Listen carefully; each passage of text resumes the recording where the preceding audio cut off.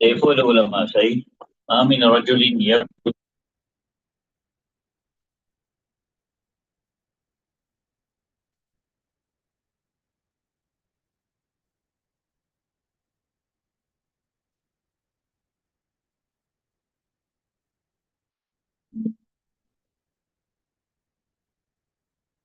Right? Right? Let's start again. Or what? Right. So there's another hadith which says that inna awla nasi bi illa anna awla nasi bi yawm al-qiyamati aksaruhum alayya salatan. Indeed, the most rightful people to me on the day of Qiyamah is the one that have the most will send the most durood upon me. And it's obvious that uh, when a person recites and learns and teaches a hadith, he says the sallallahu alaihi wasallam a lot. You know, right? And in another hadith which says, Allahumma arham khulafai, oh Allah, have mercy on my khulafa. So the Sahaba Ikram asked, Ya Rasulullah, man khulafa'uk? O Nabi Rasul, who's your khulafa? So he said, Alladhina yarbawna ahadithi wa yu'allimunaha an-nas. Those people who narrate my hadith and they teach it to the people. So this is the first gharz, and ghayat is to be the recipient of all the glad tidings and the du'as for those that learn and teach hadith. Right. The second is that the Quran is a book of principles, right? And it has laws in there, but it is brief. So therefore, the hadith comes and it explains this. So therefore, you learn a hadith. Why? So that it can explain to you, right? It can explain to you how to do the ibadah. Take for example, salah. Salah is just mentioned. You must read your salah, of establish your salah.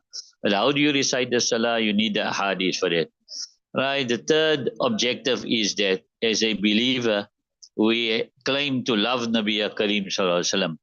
So because we claim to love Nabi Kareem Sallallahu Alaihi Wasallam, therefore we will now make an effort to learn all his statements and his actions and the things that he likes and dislikes. Just like if you got somebody who you love, then you study that person properly and you get to know what he or she likes, and accordingly you interact with that person.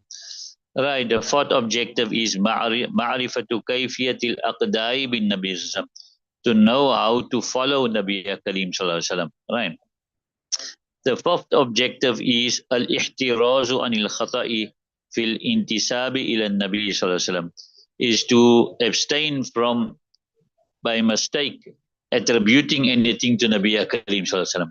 So when you learn the hadith, it will show you that this hadith is sahih and this hadith is weak or mawzu, fabricated. So now you know which are the hadith of Nabi Kareem Sallallahu Alaihi Wasallam, and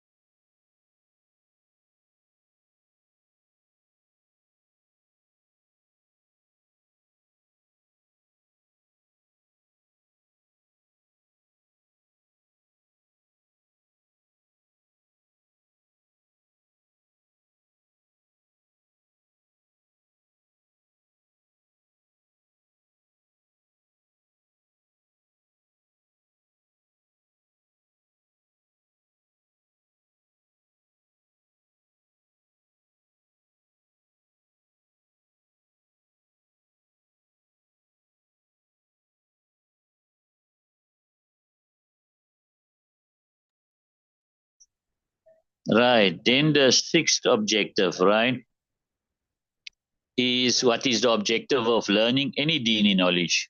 and that is the objective, the general objective, al-fawzu bi sa'adati darain.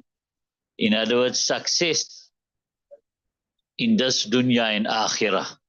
So basically, the main objective of learning hadith is Allah's happiness. Whatever we do, the first thing, the first intention, the first objective is Allah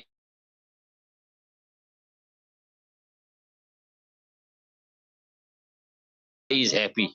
Whether other people to teach, maybe you learn for 10 years and after that you pass away. You never taught not one person, but your objective was always the same. First objective is that Allah is happy. Once that objective is achieved, then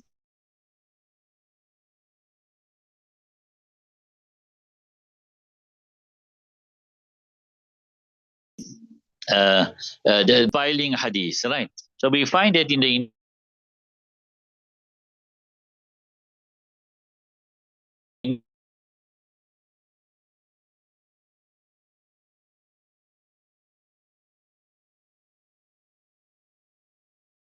initial stages, Sahaba Ikram never used to really write pieces of never used to, but when it came to the 99th Hijri, in the time of Hazrat Umar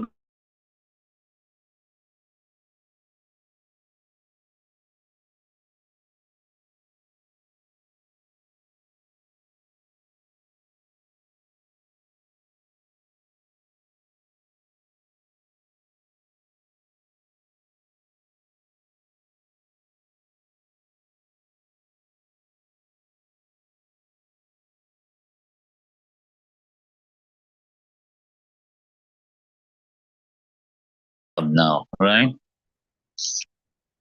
Right. So the name of the Musannif of this kitab is Sulaiman bin al-Ash'ath bin Ishaq. I'm just leaving it till there. I'm not going to go further. They got his whole sanad here, right? Then there's two things they also got there. Al-Azdi as-Sajistani, right? Al-Azdi, because it's a famous tribe in Yemen.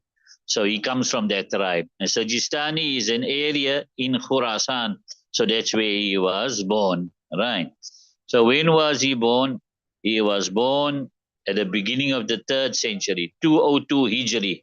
And he was born in the Sajistan, right? And to achieve knowledge, he traveled to Egypt, Syria, Hijaz, which is Arab Peninsula, Iraq, Khurasan, right? And he went many times to Baghdad, and he stayed in Baghdad. And in Baghdad also he compiled the Sunan Abu Dawood, right? And towards 4 years before the end of his life, at 471, the Amir of Basra came to him, right? And Imam Abu Dawud raised Maghrib Salah, he went home, and then there was a knock on the door, and then his Khadim Abu Bakr bin Jabir rahmatullah alayhi, right? He opened and he said that the Amir of Basra, Abu Ahmad al-Muwaffaq, he is here and he wants permission to come in. So I gave him permission and he came and he said that he got 3 requests. One is that Imam Abu Dawud moved to Basra so people can benefit from his knowledge.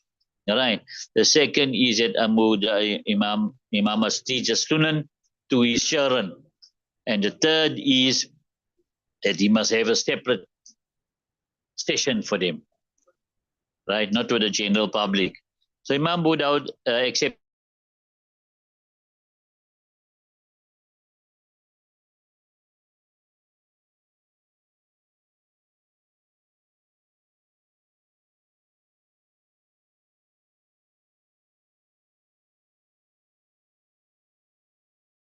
The noble ones and the lowly ones in gathering, in seeking knowledge is equal. So what he did do, however, is that when he was teaching Sunan Abu Dawud, the children of the Khalifa sat behind a parda. He had a separate parda for them. So they sat behind a parda. Right. Imam Abu Dawud's ustads were the same ustads of Imam Bukhari and Imam Muslim. Right. They say his ustads reached up to 300. And he was not the student of any of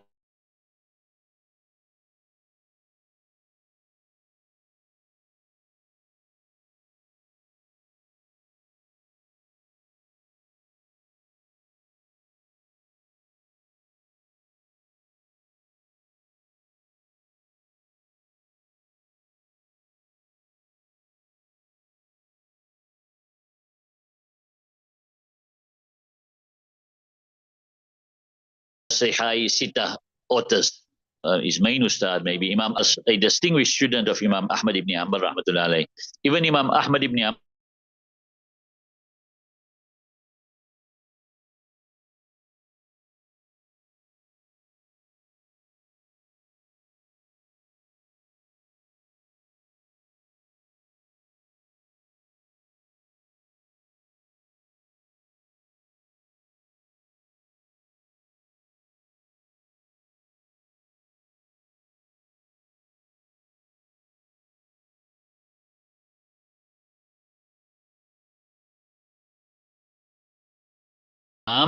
was a son of an Imam. When it comes to Imam Abu Dawood's fiqh inclination, right? So it said that Imam Abu Dawood, some say,